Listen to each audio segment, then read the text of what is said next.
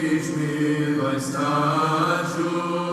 Blessed art thou, O Lord, teach me thy statutes. Blessed art thou, O Lord, teach me thy statutes. Okay, Welcome everyone to our class on chanting in soft chromatic. This is essentially the same class we offered live at the Sacred Music Institute in July of 2018. Lord, I have done unto thee. Teach me to do thy will, for thou art my God. Let me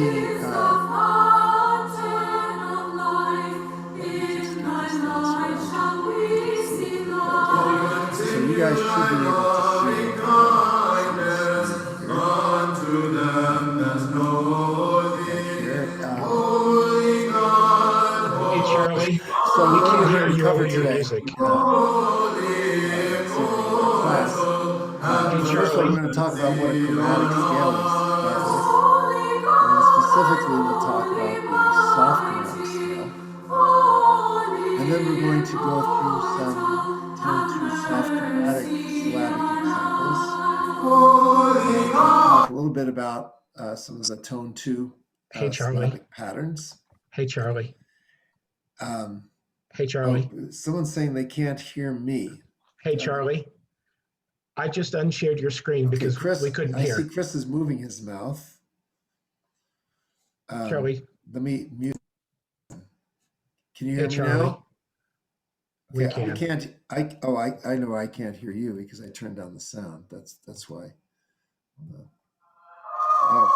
That's because we have to turn the music off. Sorry. Okay. Let's try that. Let's try that again.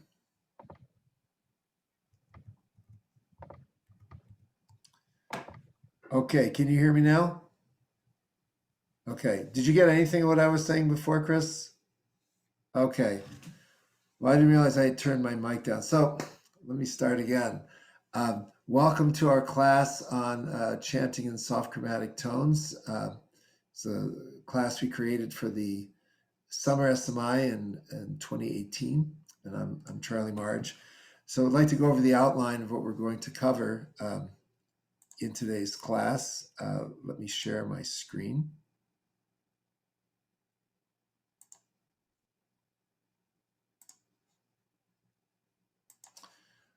Okay, so first we're going to talk about what is a chromatic scale to start with.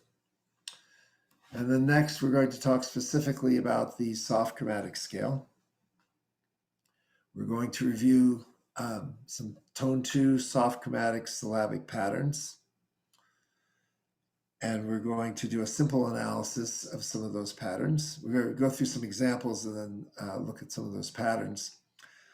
Then we're going to talk about the issue of the K or the A in soft chromatic and various ways that it's sung and transcribed into Western notation. Then we will look at some tone 2 stichoraric examples. We'll talk a little bit about the ESON for tone 2. And then, because this is a class on all the instances of soft chromatic, we'll go over tone 6 soft chromatic, tone 4 soft chromatic, and even a special melody that involves tone 1 soft chromatic. And Chris, I'm going to ask you to monitor the chat and let me know as we may get questions. All right. So let's go to something really basic, which is what is a scale? Okay. A scale in Byzantine music is typically composed of 8 notes, and the steps between the notes can be of varying degrees. Semitones, whole tones, tone and a half is in a general sense. Each scale is generally composed of 2 tetrachords or 2 groups of 4 notes. where the first and the last note of the tetrachord are in the interval of a fourth. And if you looked at the Western C major scale, that's a familiar example that's made up of two tetrachords separated by a whole tone between them. So, for example, we go C, D, E, F, G, A, B, C. So you notice these two tetrachords have the same structure in that they're whole step, half step. This one is whole step, half step. And then they're connected together by the distance of a whole step as well. So that's a very familiar, yes, the major scale, in Western music and how it's constructed. When we're talking about a chromatic scale, the tetrachords are also it's a set of two tetrachords that are connected together, separated by a step, but the intervals are going to be different. What we're going to see in a chromatic scale is that you're going to have the characteristic of a half step, a step and a half step in each of these tetrachords. So if we were to look at the same scale, so same starting point based on C, instead of, and I may not be singing an actual C, but C, D, E, F, G, A, B, C. Now we're talking about C, D flat, E, F, G, A flat, B, C. You notice that wide interval in the middle here and these narrow intervals, on the edges. That is the characteristic of a chromatic scale. Not really a scale that you would find in Western music. You might find parts of this in Western music. There's a version of a minor scale that has this step and a half, like towards the end of it, known as harmonic minor. And there's actually a scale in jazz that looks just like this, and they call that a double harmonic minor.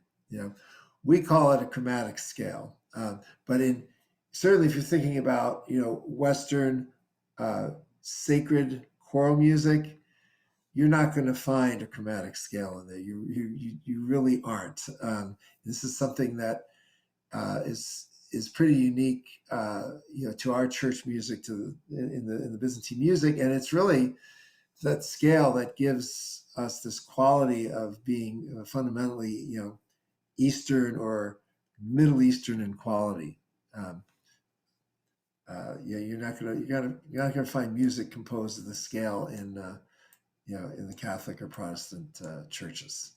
So before I move on to some examples, Chris, do we have any questions about the definition here? No questions in the chat yet. Okay. All right. So we're going to talk about one of the chromatic scales in Byzantine music. There's two of them. There's the soft chromatic scale and the hard chromatic scale. And the way we've structured these two classes, the one this evening and then the one in exactly a month on March 2nd, is to talk about just all those tones that use soft chromatic today. And then in a month, we'll talk about all those tones and examples that use hard chromatic. We're not going to talk about hard chromatic tonight. All right. So when we're talking about soft chromatic as it relates to tone 2, a couple of things here. First of all, it's that scale I was just showing you before with this Ni pavura vikezoni. The basis note is going to be the G, and that's why the epihema, or the introductory melody that people use to get into the tone, basically gets you up to that G to establish that G.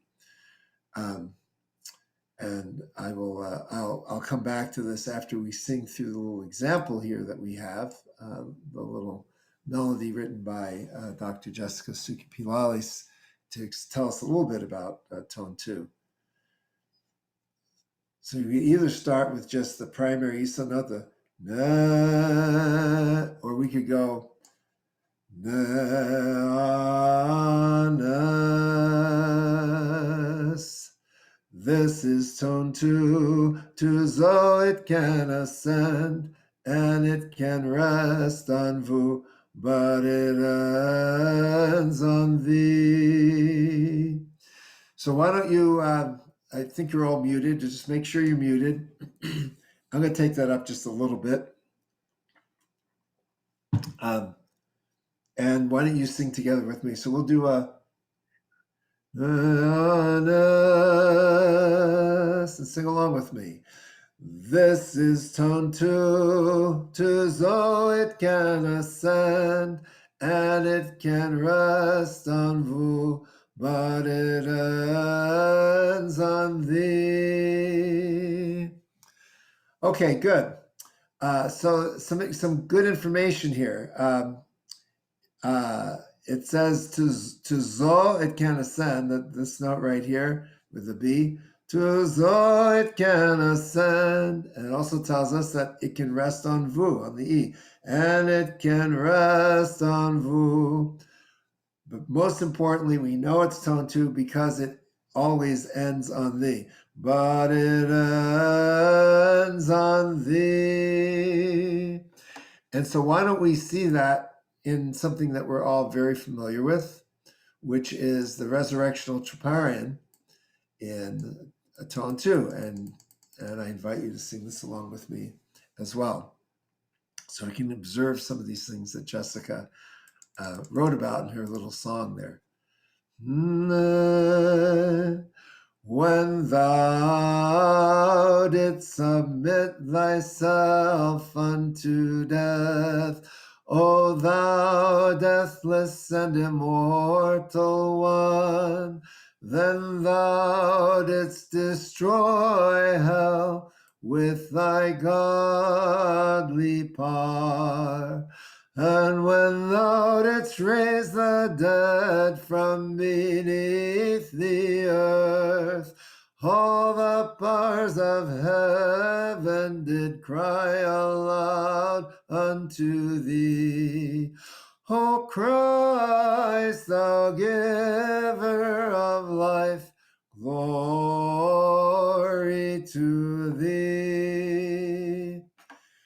Good, that's something you guys should all be very familiar with. And so when we look at this, notice, for example, right from the end, it ends on thee, both the word thee and the note thee. Glory to thee. It ends on the tonic note, on the thee or the G.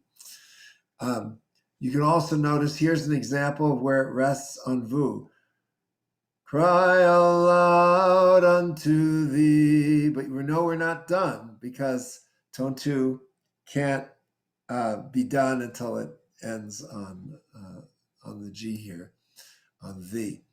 And we see other examples. There's one example where it actually rests on Ra here, on the F, but by and large, here's another example right here where it paused, on vu or on the E.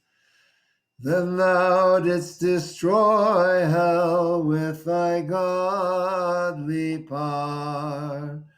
Or always right back to that, right back to the G, or to thee. And you can see the melody. It says to Jessica's melody said to zo. Sorry, let me raise that a little. To zo it can ascend. And so you'll notice here the range of the melody here, is fairly tight. See, it goes up to the zo here. It goes down to the E. It's really, really in a very tight band here. It's not one of these tones that goes, all over the place. Okay, see, it goes up to the zo here again. Here it happened to go past, and went up to D, but for the most part, when you sing through this hymn, you're really in that tight range of between the E and the B, with the center of the tone being the G. All right, good. So let's look at a shorter. Actually, let's go back to this page. So if I had to write a flight plan, for tone 2 soft chromatic, it would be phrases that when you're starting on the G, it could also be cadencing on the G, but it could also cadence on the E, and then cadence again on the G, but always ending on the G. And so what we're going to do here is we're going to take the phrases we usually sing as examples of ways that you can construct melodies in tone 2 for the same verse that comes after Psalm 140 in Vespers. I cried unto the Lord with my voice unto the Lord did I make my supplication. Okay, so we have some different examples here of how we could sing this phrase and still be within tone 2. So first one here. I cried unto the Lord with my voice, or I cried unto the Lord with my voice. For the second one, we have with my voice unto the Lord, or with my voice unto the Lord, or even better, with my voice unto the Lord. This one's better than this one. But again, just different ways of doing it. And then for the final cadence, did I make my supplication, or did I make my supplication? And so now what we're going to do is have you go to the chat and ask you to give me combinations of, choose a letter for the first one and a letter for the second one and a letter for the third one. And we'll show you how this can all stitch together. So, okay, someone asked for ABB. So let me sing ABB. I cried unto the Lord with my voice unto the Lord did I make my supplication. Very nice. We have another suggestion from the floor. ACB. Okay. I need to move the chat over here so I can do that. I cried unto the Lord with my voice unto the Lord did I make my supplication. Also works very nicely. Okay, and then we've got a B, C, A. So B, C, A. I cried unto the Lord with my voice unto the Lord did I make my supplication. All right, good. So there's just a couple examples for you there in terms of how the same phrase could be constructed in different ways in tone 2, soft chromatic. Let's look at God as the Lord, because that's something we're going to look at in all of the soft chromatic tones. This one is actually coming up this Sunday. This is why we scheduled the class this week, because we've got tone 2 coming up this weekend, which is the main tone. When we think of soft chromatic, we mostly think of tone 2, but it's not the only tone in soft chromatic. So this is, you can sing this along with me muted. God is the Lord and hath appeared unto us. Blessed is he that cometh in the name of the Lord. So you can see here it ends on the G here, on the V. That's really important. And this one is right within that tight band. To zo it can ascend, right? Hath appeared unto us. Blessed is he, there it is again, that cometh in the name of the Lord. And this one doesn't have a cadence on VU, but as far as the range we see here, it's all between the E and the B, with the main note, the tonic note, being in the center. So we will come back to this later when we compare it to some of the other soft chromatic tones here. Okay, good. Here's another example. This one is written, so that last one's written by Deacon Father John, rather. And here's one that was composed by Shaddy, and you can observe some of those same characteristics here in terms of that tight band that we see here for tone 2 soft chromatic. We do see a cadence here, on the E. Also another cadence here on the E. Here's a cadence on the G. So we see basically the G's and the E's, but that last final cadence is on the G. And then we've got a more final ending here, but again, also always ending here on the G. So let's, you're welcome to sing this along with me as well, muted.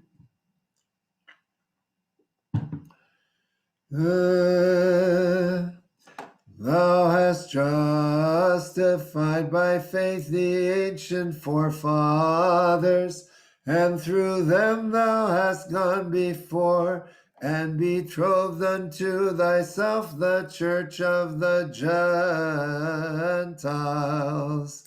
Let the saints therefore take pride in glory, for from their seed sprouted forth a noble fruit, and it was she who gave birth to thee without seed. Wherefore by their pleadings, O Christ God, save our souls, or save our souls.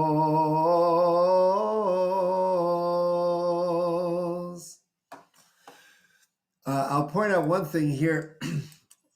This formula here that I think we saw twice, na na na na na na, or the gavu gavivu. That is a classic tone 2 formula. You'll only see that formula in tone 2. You won't see it in any of the other soft chromatic tones. And he used it again over here.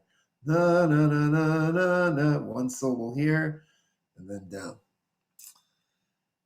Okay, Chris, we have any questions so far? Yeah, we did have a question from Diana, who asked about the apikama. She did point out that the one that you used was different than one that she knows. Can you go through the apikama that you normally do, and what are some options for that? Yeah, that's a great question. Thank you for that question. For the class materials, Father John wanted to make sure that I listed the official apikama.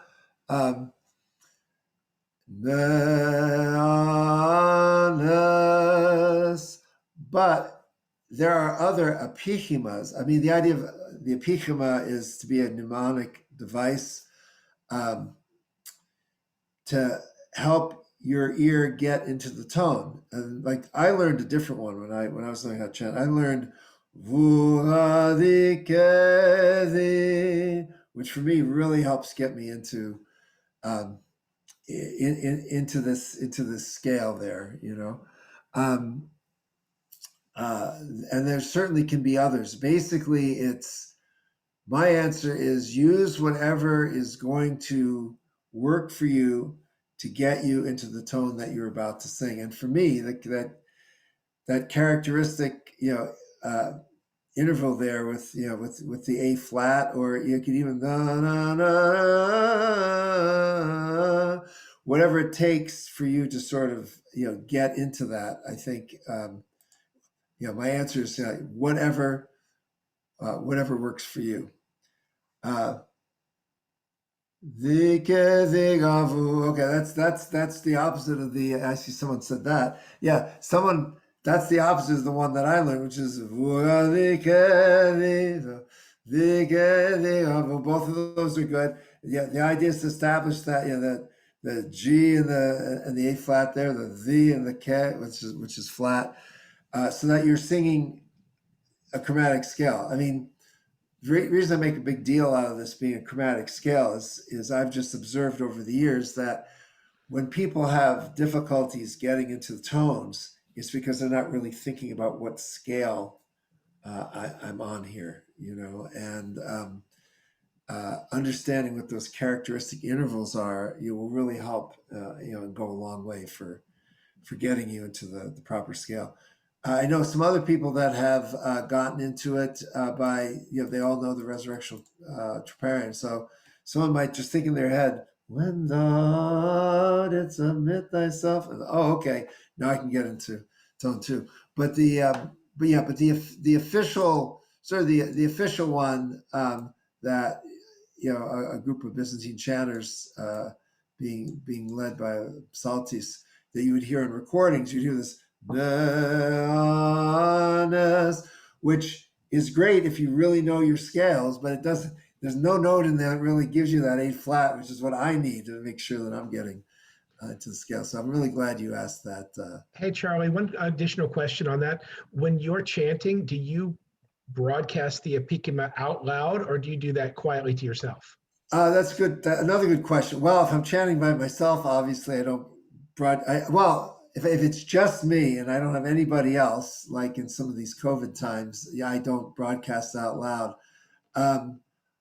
I may, if it's just me chanting and the other distanced singers are going to be doing Isan, and I've got the apikama pretty strongly, in my ear. I won't necessarily do the whole apikama out loud, but I'll definitely give him the basis note, or like Jessica wrote here. I might give them all a so the isocrators know where they're starting, because that's a hard thing. If you just start chanting and the isocrators don't know where the basis note is, it's not going to go too well, or you're going to have no isan until you end your first phrase, and then everyone knows, oh, okay, that's where I am.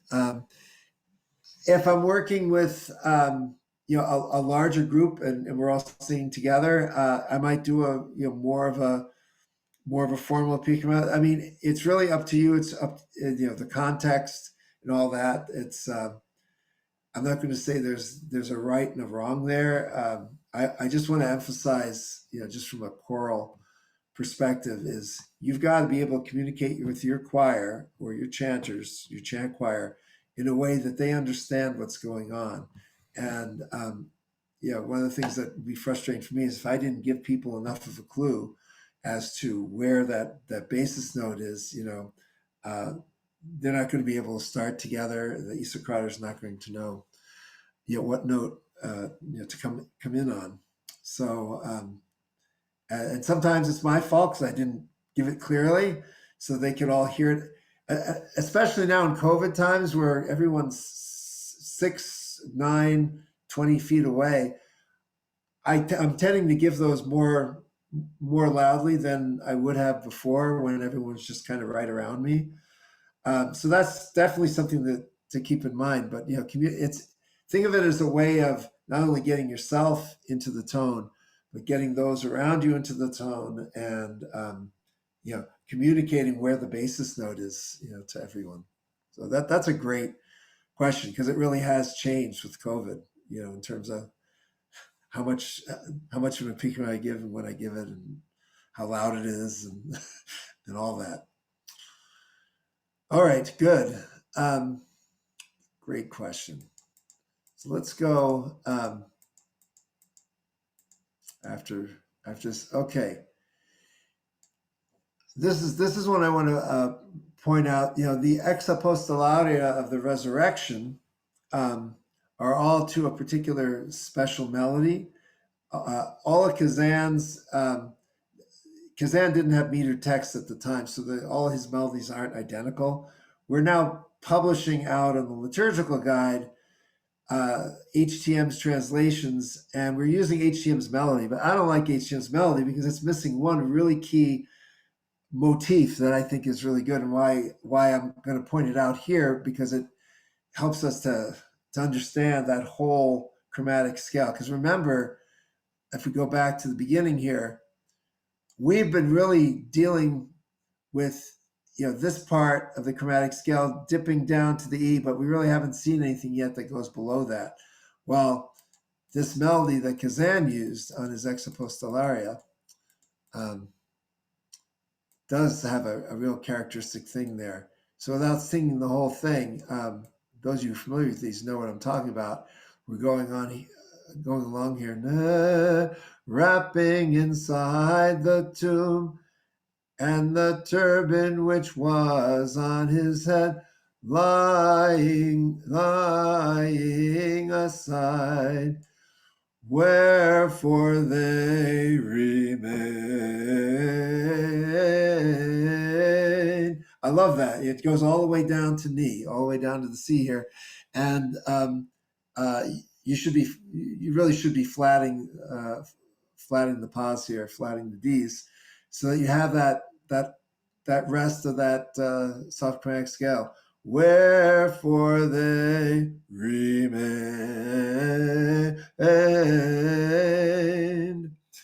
till they truly beheld Christ. And because this is a special melody, it can violate the general rule of always ending on the. So if you're wondering, hey, wait, it didn't end on G. Well, this is a special melody, and special melodies don't always obey the rules, but they also have some cool examples in there where you can see the whole scale. So that's why I brought that one up. All right. Okay, now let's talk about an issue that everyone always wants to know, that is confusing, to a lot of folks, which is, I just sang this music in tone 2, and all the A's were natural. Well, what were they talking about? Well, let's give you an example. Probably the most familiar one that people would know would be the Sakellarides Gladsome Light. If you've ever been in a Greek church or chant this in Greek, this is just the same melody except in English. But what you hear basically is, "Oh, gladsome light of the holy glory of the immortal heavenly, holy and blessed Father." So that doesn't sound anything like the other stuff we've been doing. Why? It's because the A's aren't flatted there. Now let's sing the same. Let me sing the same melody here, but I'm going to flat the A's so you can hear how it changes the sound. Oh, gladsome light of the holy glory of the immortal heavenly, holy and blessed Father. Very different sound to it, right? So what's going on here? Why do we sometimes hear tone 2 hymns with A naturals, but we most often think of them as A flats? Well, it has to do with a certain aspect of Byzantine music theory. So when people transcribe Byzantine soft chromatic into Western notation, you'll see the K written often as A flat, but other times as A natural, like I was saying. And if you look, for example, at the music from St. Anthony's Monastery, you never see a flat put in front of the A's. So why are we seeing these differences? Well, the first reason, and the fundamental reason, is that if you go to, say, the original Byzantine microtonal scale for soft chromatic, the K actually falls in between the A flat and the A natural. So there's actually a choice here on how to transcribe it. And to understand what I'm talking about, we're going to look at this diagram that I put together here. Okay, so for that second tetrachord of the soft chromatic scale, where I show G and A flat and B and C, Um,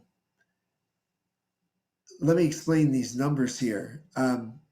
When people talk about Byzantine music theory, they talk about microtones, whereas we tend to talk about half steps and whole steps, when we're writing stuff in Western notation.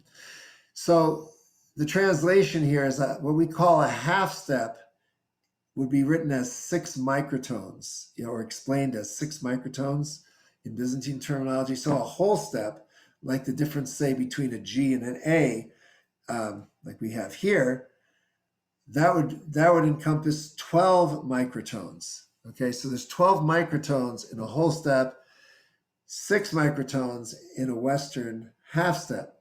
Well, what's going on in the Byzantine scale? Well, what's actually really interesting here is that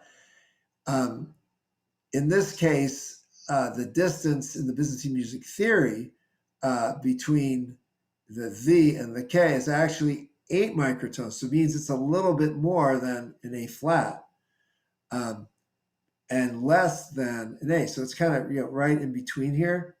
Now there's other instances on other Byzantine scales where you might be off by 2 microtones, but what makes it particularly challenging with the soft chromatic scale is that it's the one place where you've got 2 intervals in a row that don't line up with the Western scale. Because if you look at where the B is, okay, where Zo is actually supposed to be 8 microtones away from Ni. So it's actually a little less than where it would line up here, on the Western scale.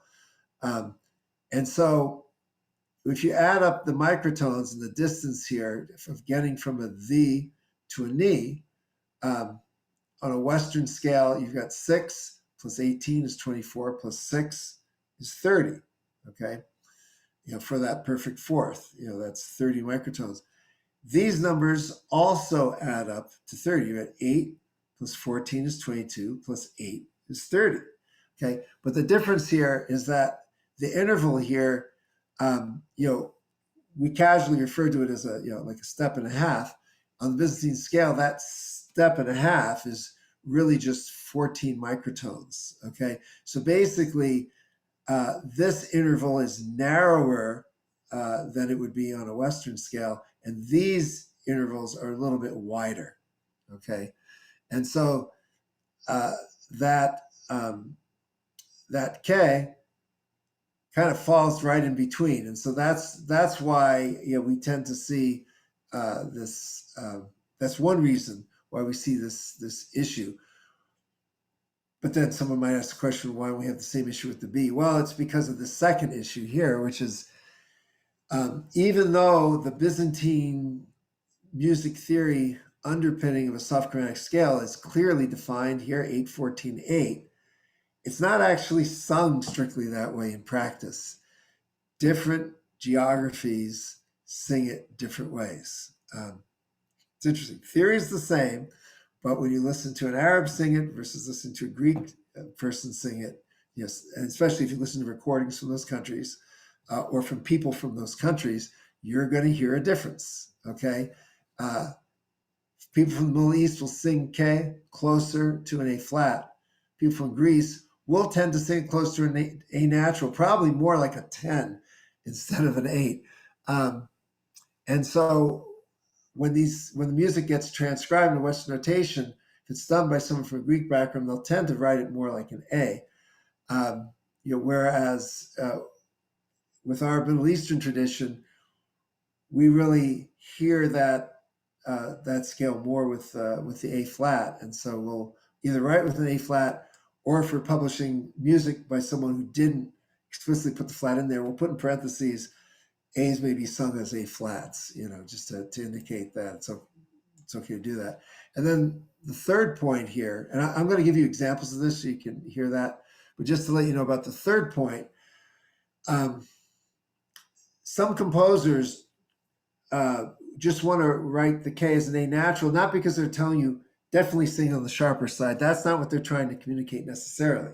Maybe some are, but when St. Anthony's is writing it that way, or Jessica's writing that way, she's not trying to communicate that. Rather, the composer is saying, sing the K on wherever you're going to place K and the way that you sing the soft chromatic scale. So I think it's helpful to realize that, if someone wants to sing K as an A flat, you might see an A in the music, but you can interpret it as an A flat. But let's go back to this point, because this is the one that's really neat. I'm going to play you first an example from Greece, and listen to that K, and you'll hear it doesn't really sound like an A flat. It sounds closer to an A natural. It's not an A natural, it's less than that, but it's definitely not closer to an A flat. So let me go find that. I've got that example pulled up here somewhere. Here it is. And then let me put it on this screen and maximize it. And let's start right here. And listen to this. These are some Troparion from Vespers. Esperino.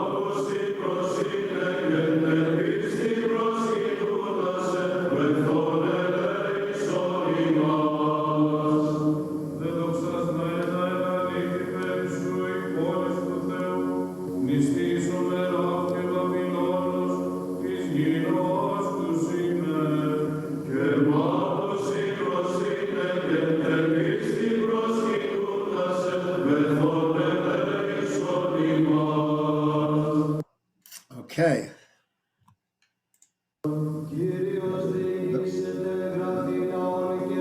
Okay. Did you hear that? Sounded more like na na na na na na as opposed to na na na na na na. Yeah, it sounds more like na na na na na na. So those are folks from Greece singing it on the sharp side there. So now let me play you a different recording of it being sung very accurately according to that 8-14-8 by our own Father John El Masia. And excuse me, I think I'll move it up over here, I think. Let's see. Rain alone on the earth,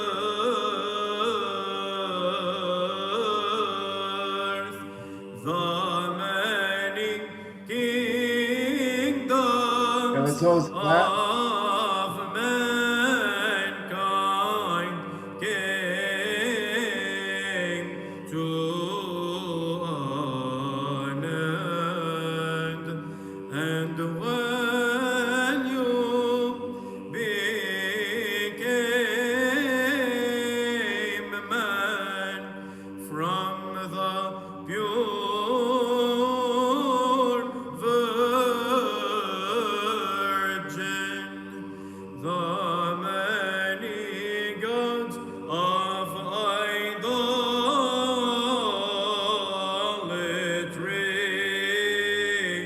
were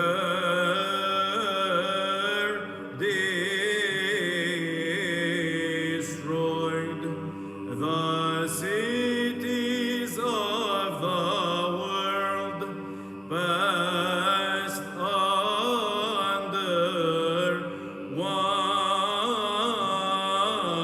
single rule, and the nations came to believe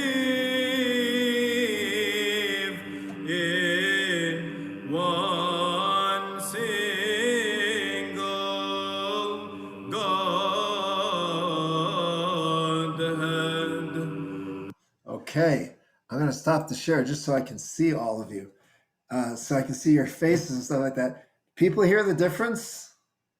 Yeah, pretty interesting, isn't it?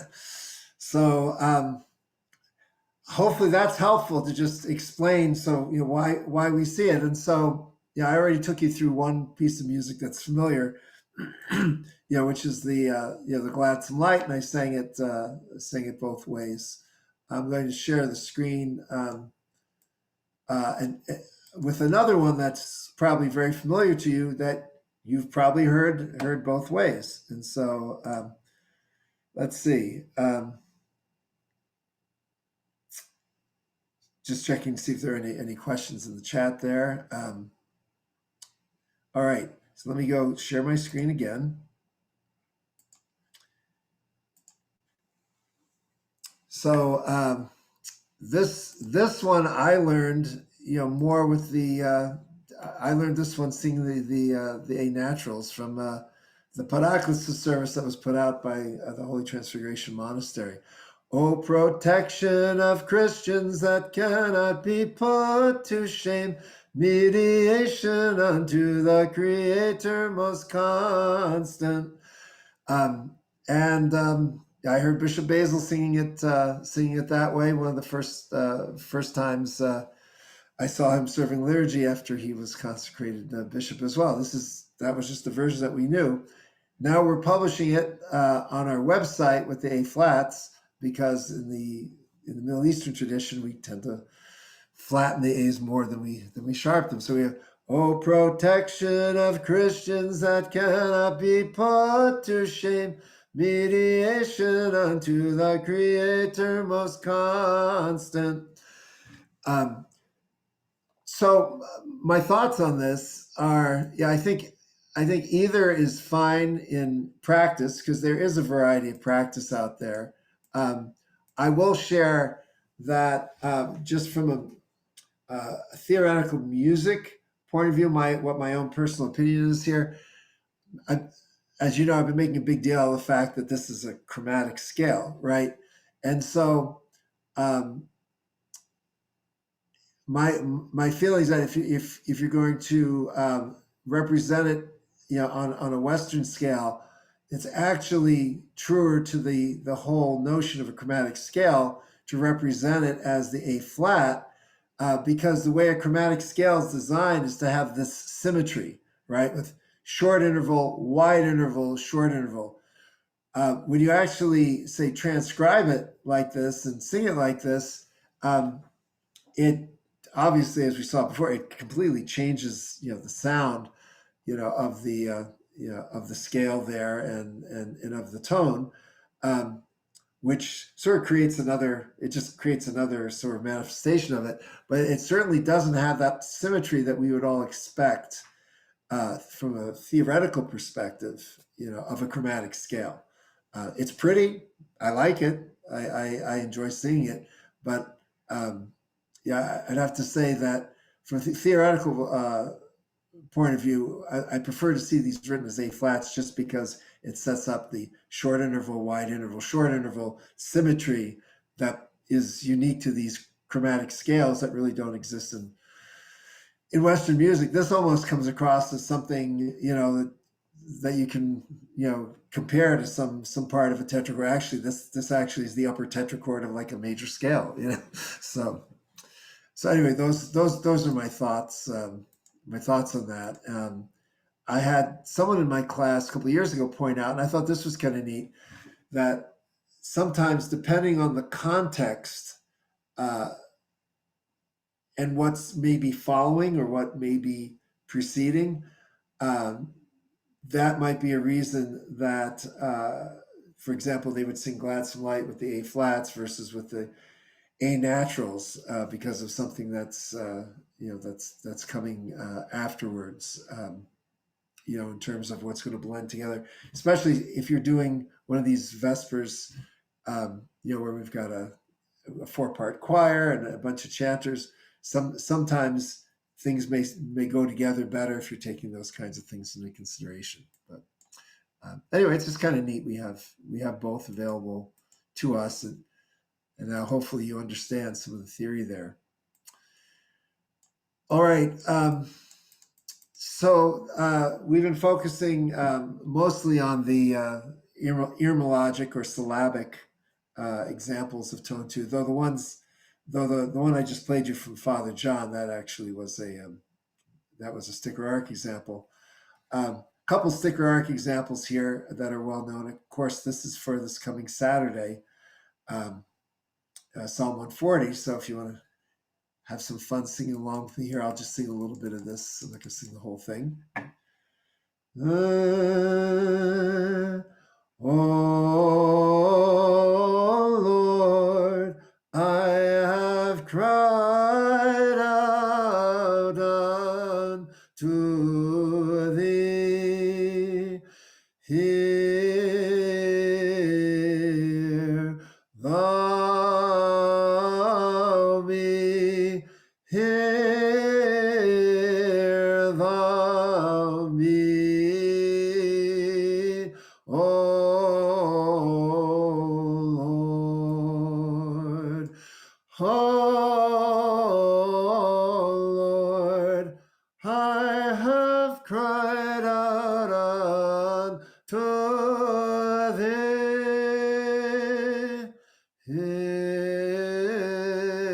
thou me, give ear to the voice of my supplication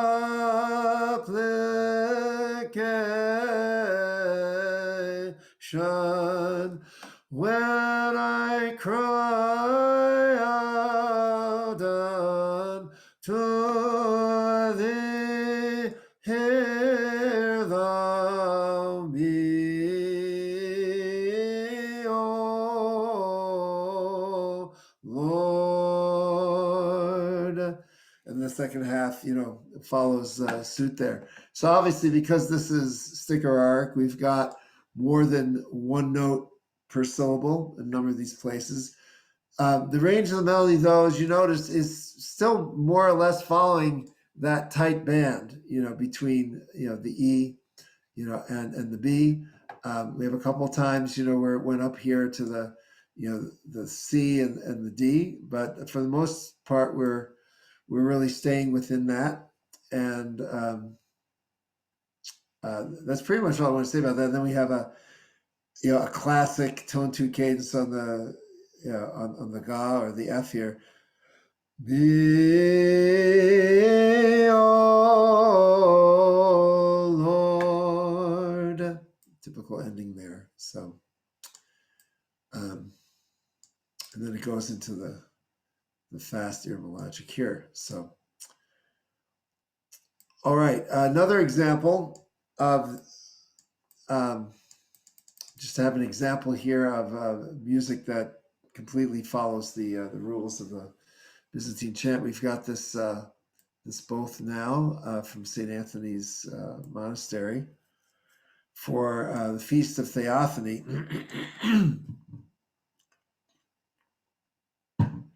And you'll notice it's got a lot of the same things in it. It just has all the syllables accented in the right place and placed properly and all that. I'll just sing a little bit of this for you again. Today Christ is come to be baptized in the Jordan. Today John toucheth the head of the Master. The powers of heaven are amazed. Okay, so I really want to point this out here is you really can feel, of course, in the sticker arc, that pulse of every two beats, the way some of these formulas work. And right here, really has a very strong sense of the pulse of two here. When you see the syllables here, heaven, our amaze. Every two beats, we have that syllable there. Sometimes you might notice Kazan snuck in a few syllables here or there and kind of violate that, but that's really not supposed to happen in the sticker arc tone 2. It really should have this really good sense of the pulse. The powers of heaven are amazed. Really, you can feel that pulse as it moves you along with the music. So, Chris, I'm going to ask any additional questions at this point. No questions right now, Charlie. Okay. And then one of my favorite sticker arc or melismatic versions of tone 2 is something that actually got worked into the choral arrangement we have for the hierarchical Trisagion in tone 2.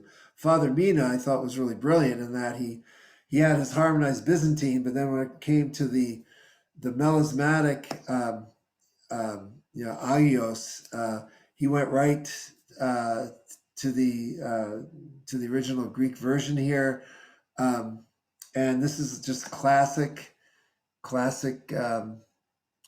soft chromatic tone 2 here, where we go.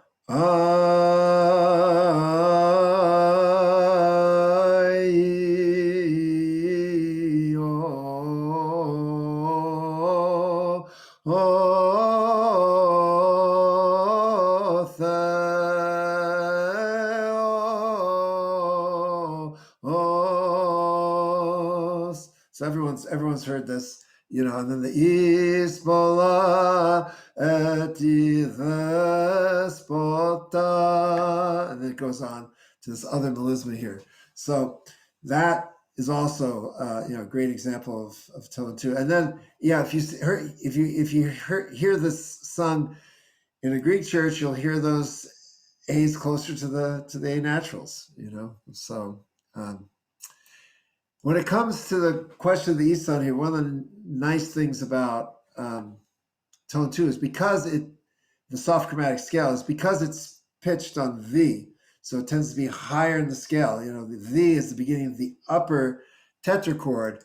That means, and let me go back here to one of the first things that we looked at, which was the resurrectional troparion here.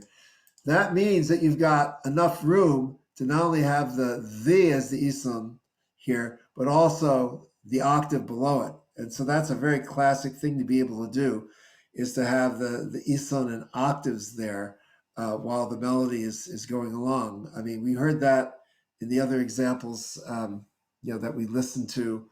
I'll play another example in tone 2 so you can hear that again. And then another thing that people often do, if you don't have someone with a low voice that can do that lower octave, and you just have the melody person, sometimes what the melody person will do is they'll drop, when the melody drops below the upper Isan here, they'll just drop with the melody and sing the melody until it gets back up to the Isan here, and then they'll continue along, but they'll follow it down when it goes underneath. So that's another thing that you can do. In a lot of cases, there's some people that'll just sing the V, G, Isan just for the entire hymn. Sometimes you hear choirs go all the way down, to and follow the melody down with the Isan, to the Vu. Those are your basic notes, and then occasionally, if the melody goes all the way down to the Ni or the C, then we'll have the C Isan there, as well. And so I'm going to play you. I don't have the music right in front of me here, but I'm going to play you something that you can listen to in tone 2 for the purpose of listening to the Isan here. So.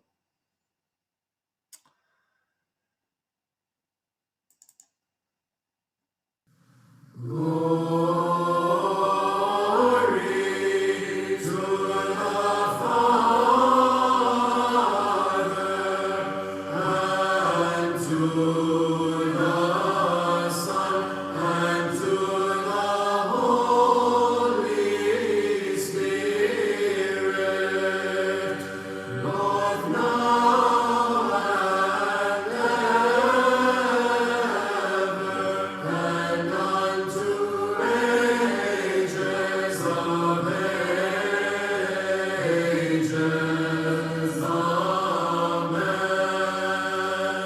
So you can hear there the Isan's pretty much just the low one is just stayed on the low G or the V, um, and then the women Isan up top, they're following the melody down. You know, when it goes below.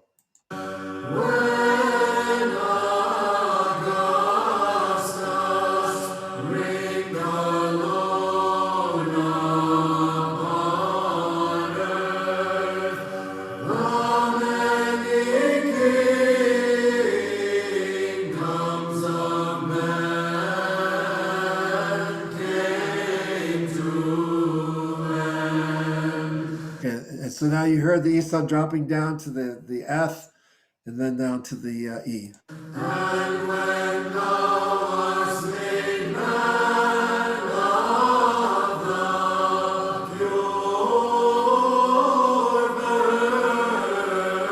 virgin, the many gods of idolatry were destroyed. There's an example of it going all the way down to the C. The cities of the world passed under one single rule. Okay, so you get the idea. Okay. So do we have any questions that came up about the Isan? Nope, nothing specific about the Isan. Okay, all right. So that covers. Let me go share the screen again. That covers, I think, all the things that we wanted to cover as far as tone 2 is concerned, soft chromatic.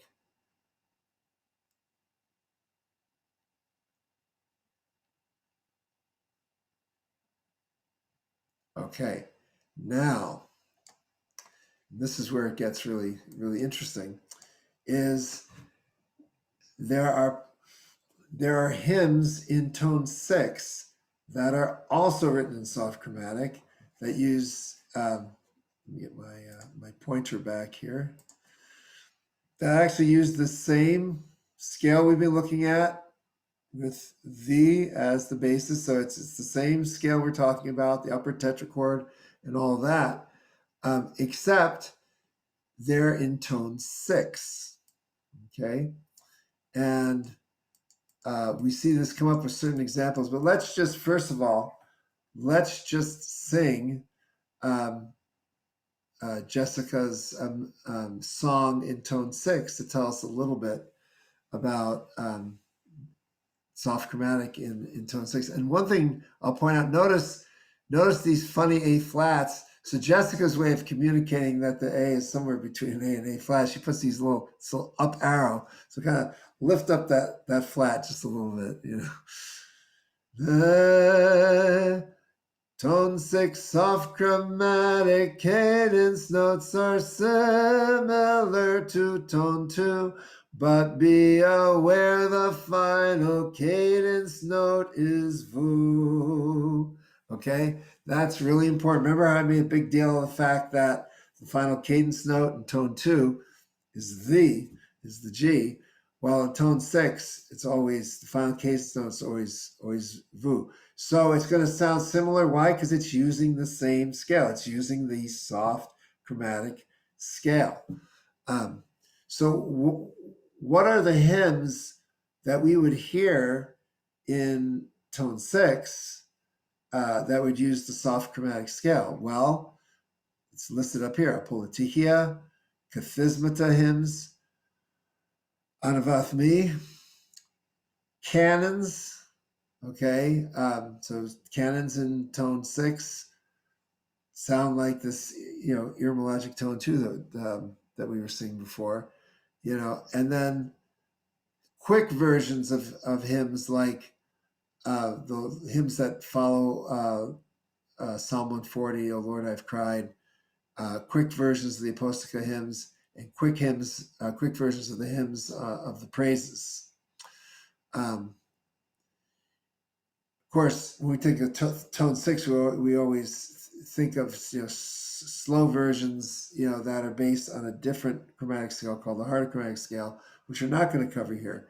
The goal of my class here is for you to make the connection between the scale that's now in your ear because we've been talking about it for over an hour, and realizing that same scale is used here in tone 6 for certain kinds of hymns. Okay, so let's look at the God is the Lord in tone 6 and compare it to what we sang when it was in tone 2. God is the Lord and hath appeared unto us. Blessed is he that cometh in the name of the Lord. Notice it ends on vu. Okay? Compare that to what we sang earlier.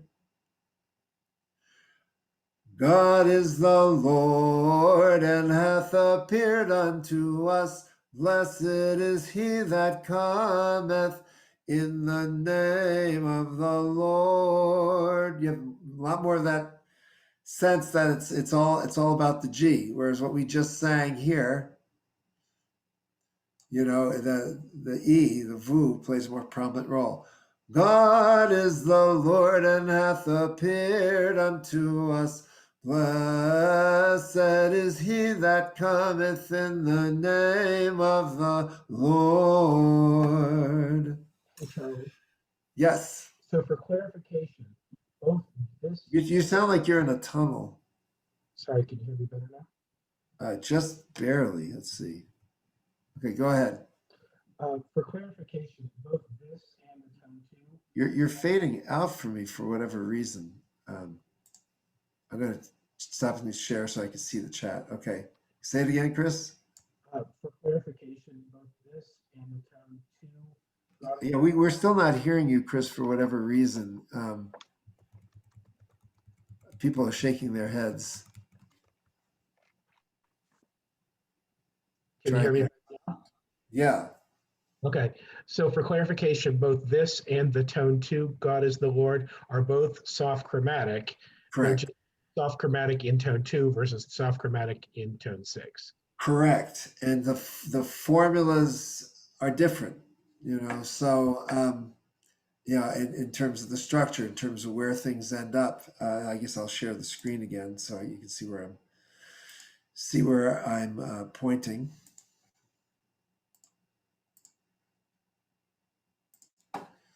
Right, as I pointed out, this na na na na, that's a tone 6 character. So think of it as they're both using the same scale, but they're using that scale differently.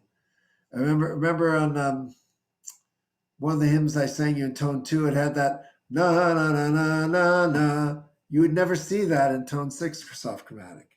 Okay, and I think it's true. I'd have to check. But also, I don't think you would see in tone 2. I don't think you see na na na na na like that. But obviously they're using the same scale, so they sound very similar. But they do utilize the scale in different ways. And so if we look at the resurrectional troparion here, again, Apolitikia, in tone 6, use the soft chromatic scale. So let's sing this together because you guys should all know this. So I'm giving you guys a workout today. When Mary stood at thy grave, looking for thy sacred body, angelic power shone above thy revered tomb. Pause. Notice that's kind of nice. It used the lower tetrachord there.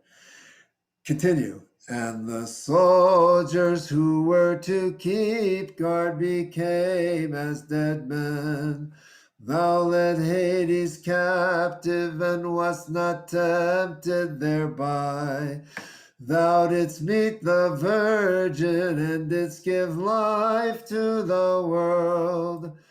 O thou who art risen from the dead, O Lord, glory to thee. Again, this formula here is a way of ending.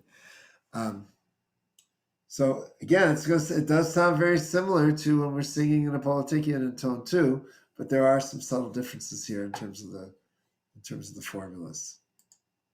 So, all right. So let's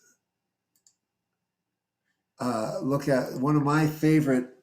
Remember, I said also for Irmi of canons.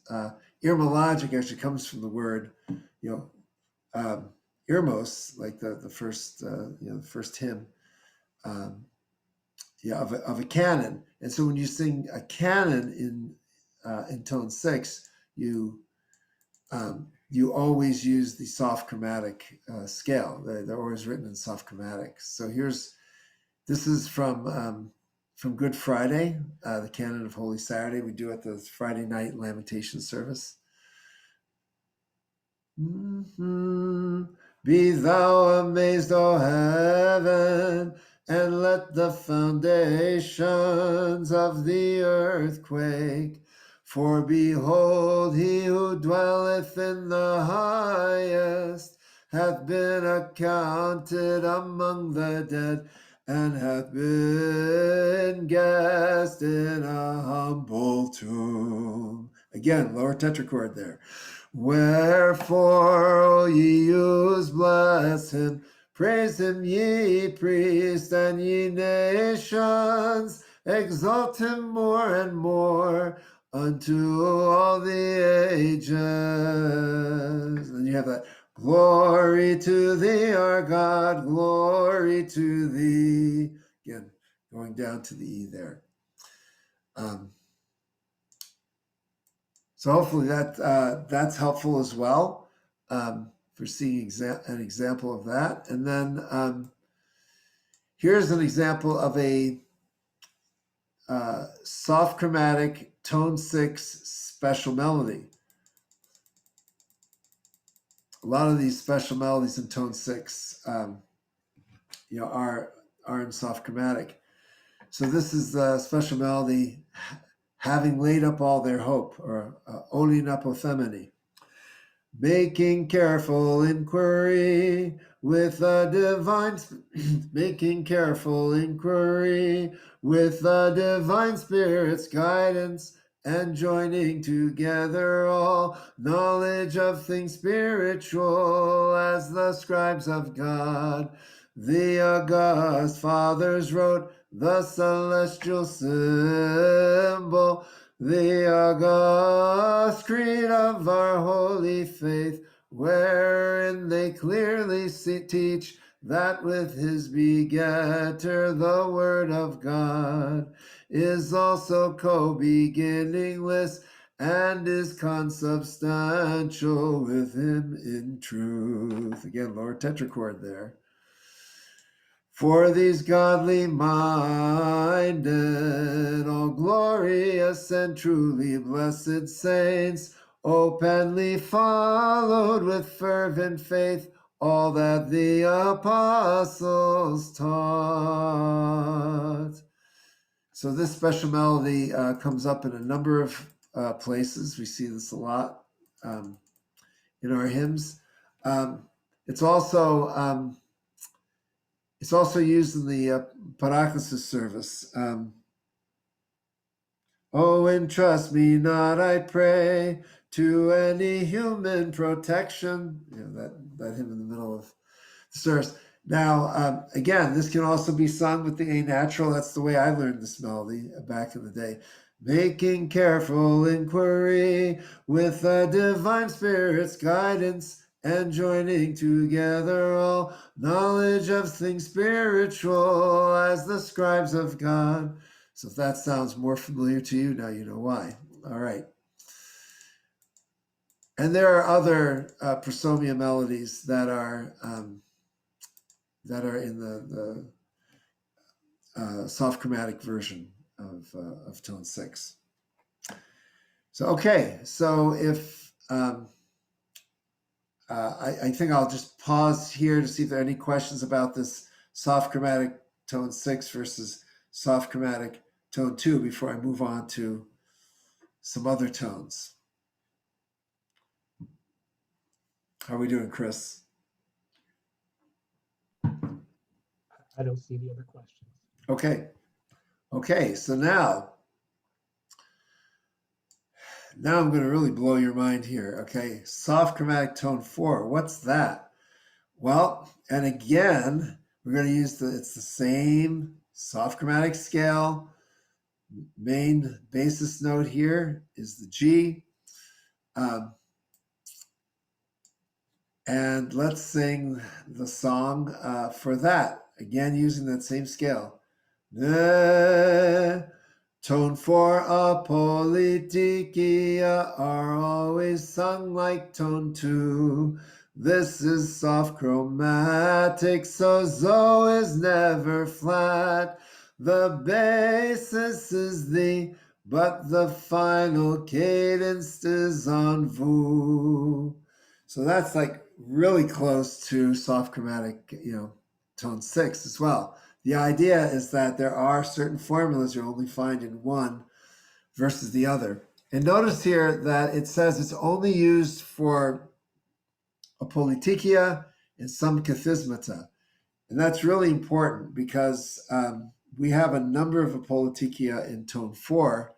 And if you're just chanting it from the text and you don't remember apolitikia in tone 4 are supposed to use soft chromatic, you may end up chanting it in the wrong version of tone 4. We wouldn't want that to happen.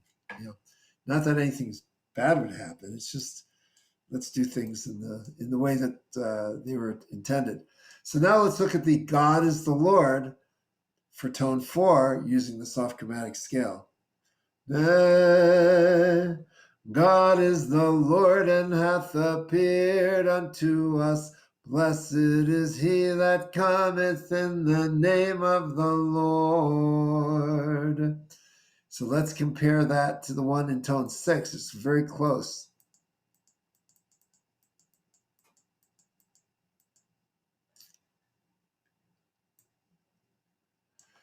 God is the Lord and hath appeared unto us. Blessed is he that cometh in the name of the Lord.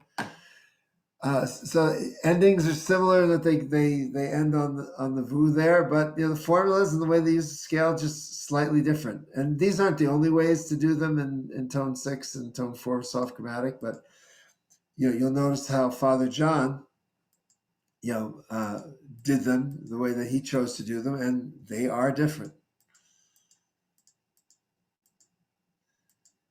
So let's take a look here at Napolitikian. This happens to be the one for St. George.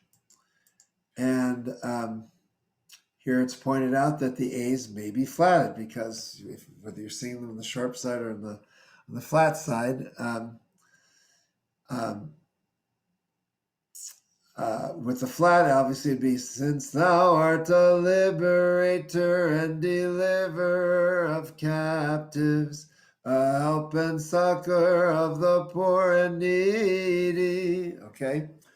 If you're singing with the A natural, it'd be, since thou art a liberator and deliverer of captives, a help and succor of the poor and needy. Let's find a place. Does this one go up at all? No, it doesn't. This one doesn't happen to go up. But so you get the idea there. Now that would explain why, and I don't think I put it in here, why our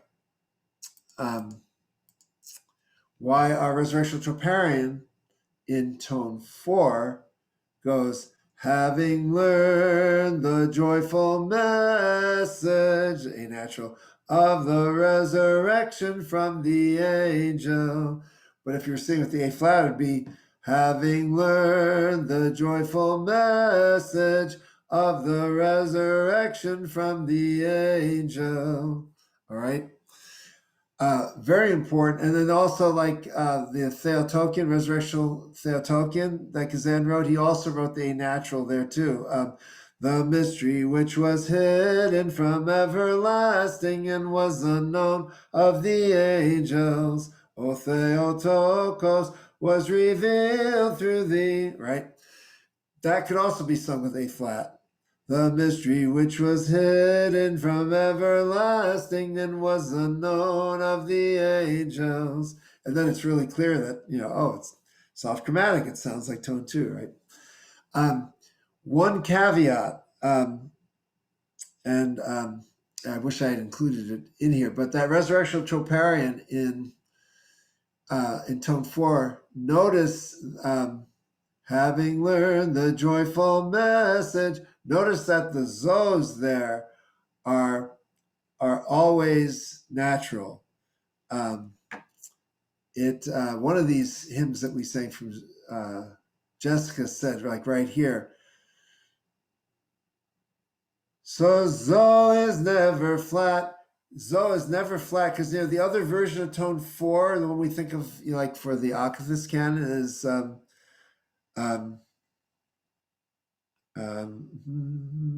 I shall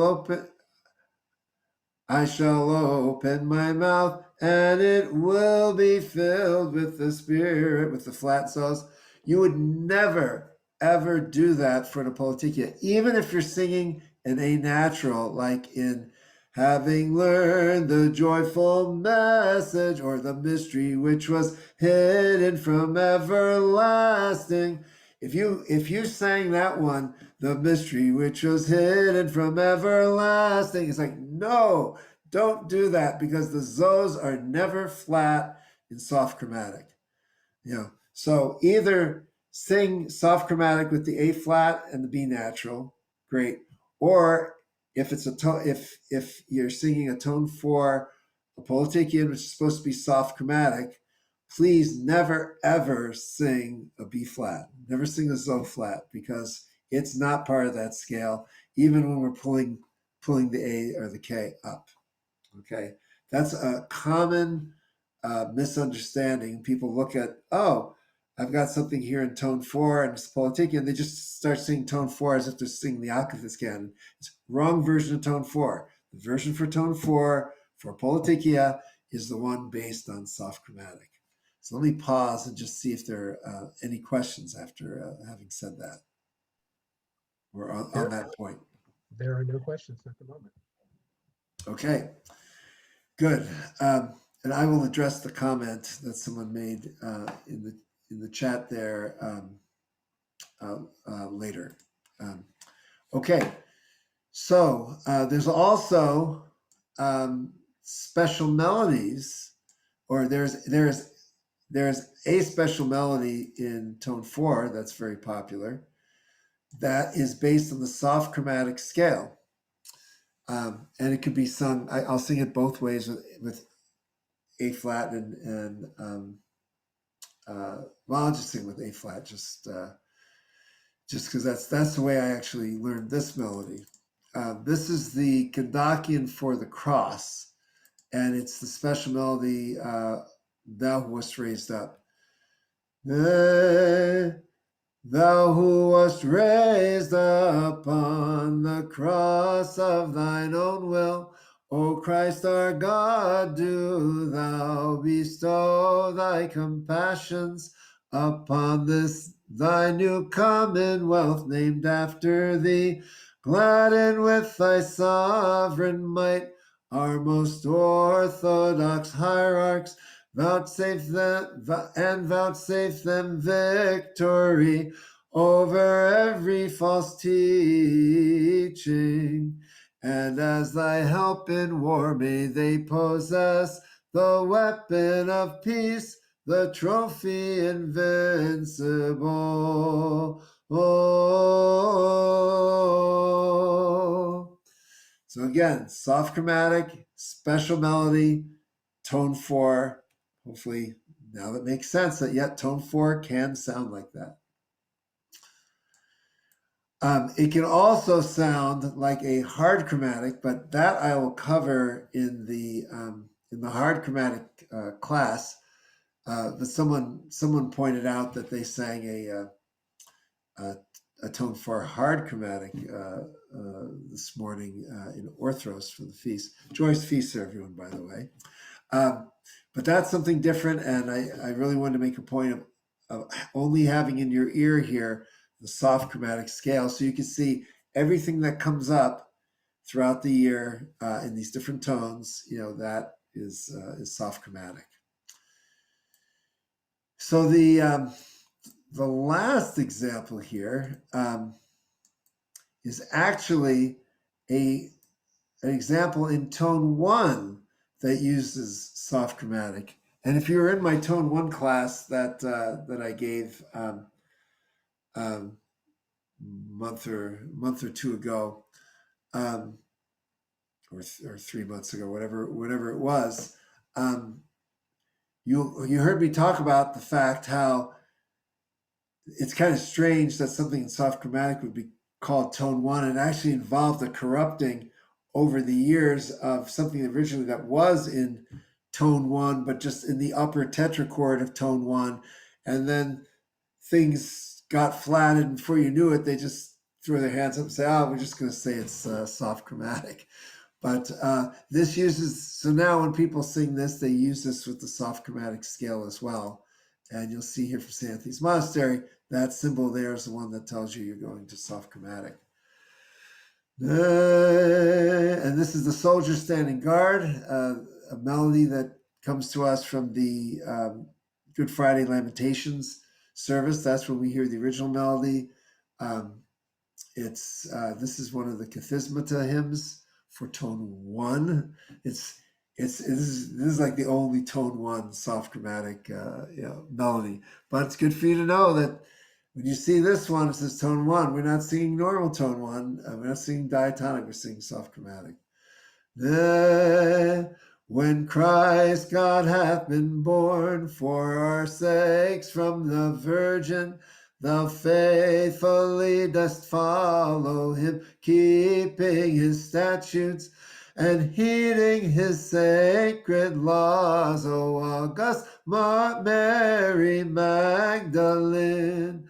Hence, as we today observe thy holy remembrance, we receive the loosing of our sins and transgressions through thy holy prayers for us.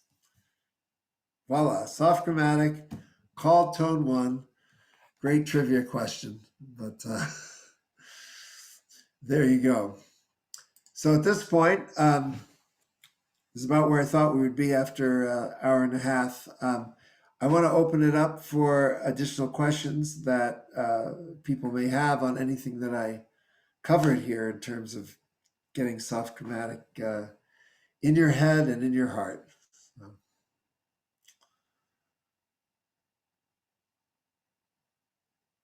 Do we have any? Okay, someone did it. Are there any Plagal 1 soft chromatic? No, to my knowledge, there are no Plagal 1 soft chromatic melodies. This was just this. You could say this one I just sang, "The Soldiers Keeping Guard," originally was in that upper tetrachord that would be more like tone 5, Plagal 1. So it was more like the Kezon is okay, but then the second step there kind of got corrupted, and it was actually a true corruption in the literal sense of the word, and ended up becoming that second step ended up being flatted in the process, and then we just ended up with this bizarre thing of having a tone 1 melody that was like a tone 5 melody, but then got corrupted, and we just write it. It's actually this melody. If you look at it in the Byzantine, it's actually on K, but we write it based on the G because that's the way we're all used to seeing soft chromatic. So it registers right away, and it makes it very consistent with everything else I've shown you in terms of this is what this is what soft chromatic tones look like, and whether someone has written the flat in explicitly or not, we know that if you like to sing your soft chromatic with flats, then you would sing it with flats like I just did here. Good. Okay, now we've got another question. That's great. Yeah, that was the same thing for me. Yeah. Oh, that's actually from Chris. Yeah. Um, yeah, I was always confused growing up why it said tone 4, but it sounded like tone 2. Yeah, well, yeah, your answer is that, tone 4 apolytikia used the same scale as tone 2. And now we know that that it's the soft chromatic scale. But yeah, I remember Father Thomas Zane telling me that once, and it just didn't make any sense to me, until I learned this. So hopefully I've gotten you over the hump a lot quicker here.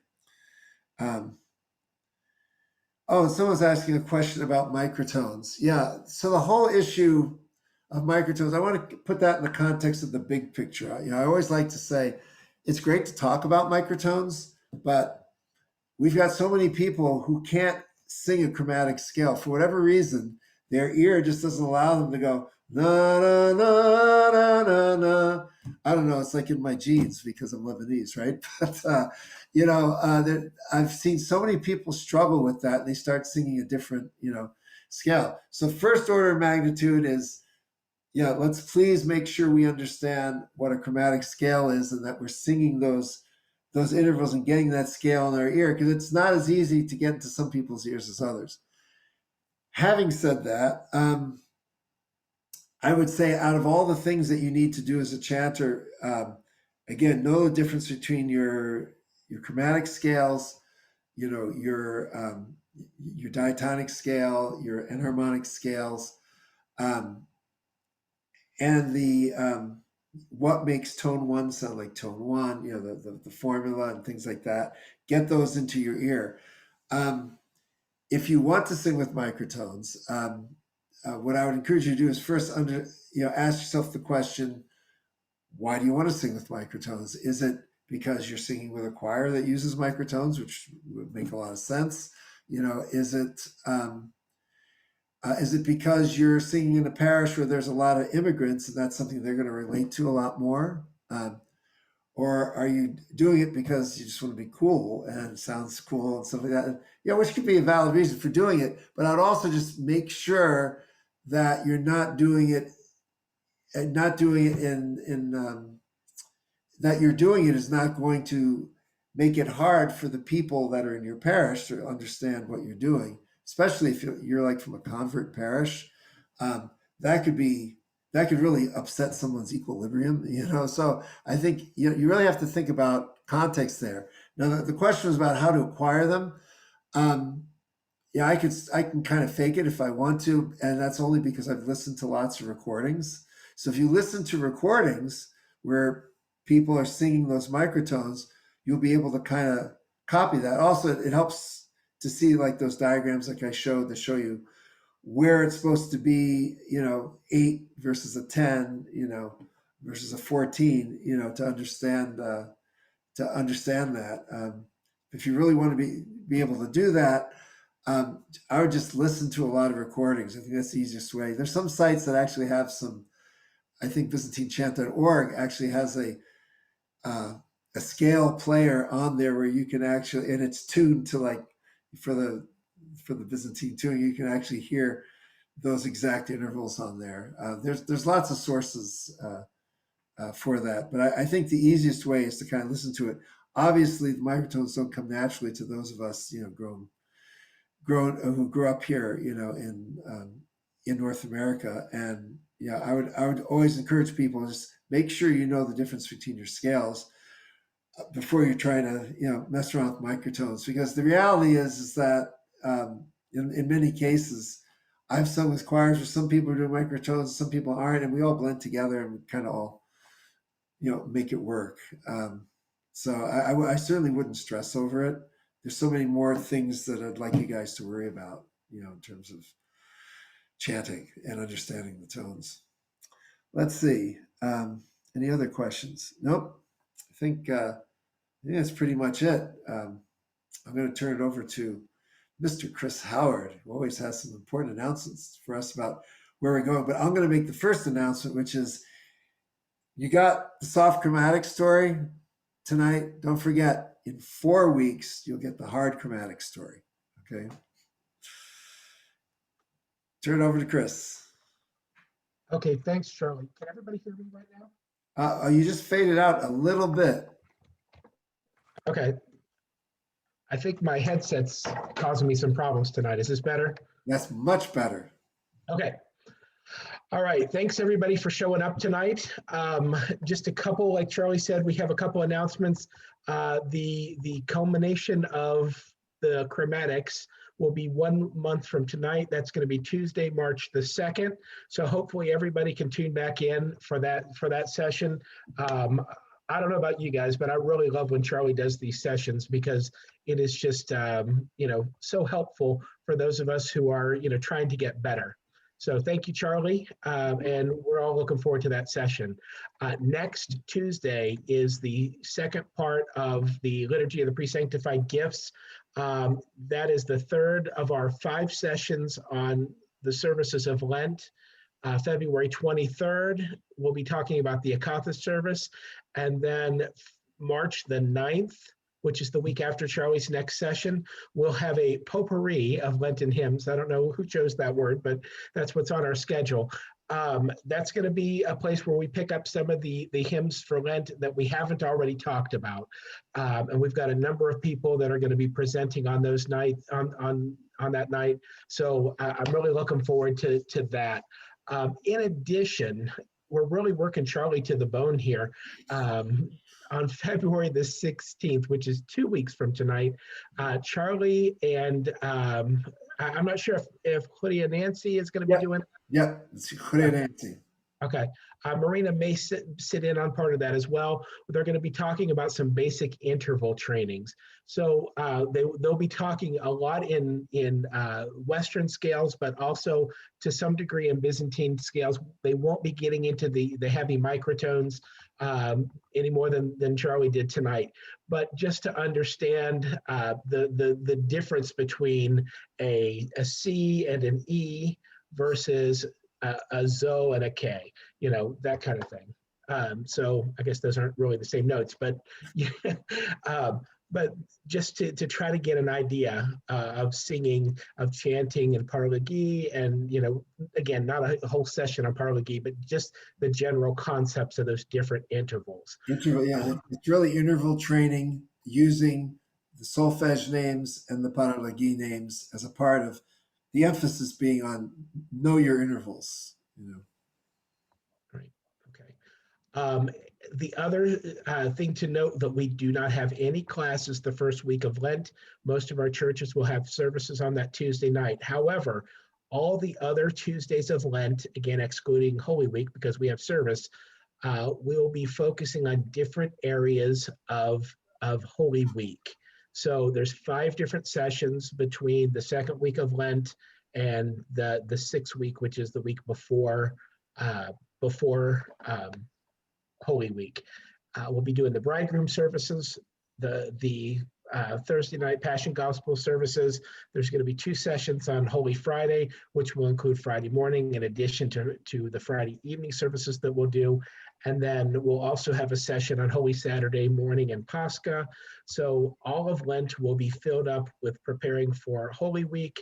The week after Pascha, so it'll be on Bright Tuesday, we have a session titled Christ is Risen. We're going to focus on multiple versions of the hymn Christ is Risen. Yes, it's not in time for Pascha itself, but we get to sing for 40 days through the Pascha season. We get to sing Christ is Risen. So we're going to be presenting as many different versions of Christ is Risen from as many different traditions and around the Orthodox world. We're really looking forward to that session, and hopefully, you'll be able to find things that you may be able to use in your parishes in some of those upcoming Sundays, or midweek services if you're doing them. So looking forward to that. I think the last week of the session would be 1 week after that before we break for the summer. And I'm going to be teaching my first class. So I'd love it if all of you guys would tune in for that. The other big major event that's going to be happening in just a couple weeks, that's going to be a Saturday event. Saturday, March the 6th. Yes, Saturday, March the 6th. It's titled, It's a Wonderful Voice. It is going to be a session on vocal production. Julia Suzanne Murphy, as well as Regina Rome, and they're going to have one other guest educator that's going to be with them. I'm not at liberty to talk about that yet, but they're going to be breaking the group down into smaller groups. They're going to be talking about how to make your voice do what you want your voice to do. How do you make your voice sound the way you want it to sound? How you take control of your voice rather than letting your voice control you. It is going to be a fantastic session. It's a 3-hour session, so it's not a horrendous all-day thing, but it'll be 3 hours. It'll include some talking. It'll include some breaking into smaller sessions so that we can sing together. So that's going to be another great session. We've already had a good response, so if you have not yet signed up for it, make sure that you sign up for it. It's going to be a really great experience. Those are the announcements for tonight. Thank you all for participating. It's great seeing faces week after week. It's great seeing faces that we haven't seen before. So we really appreciate everybody coming and being a part of this with us. So thanks, everybody.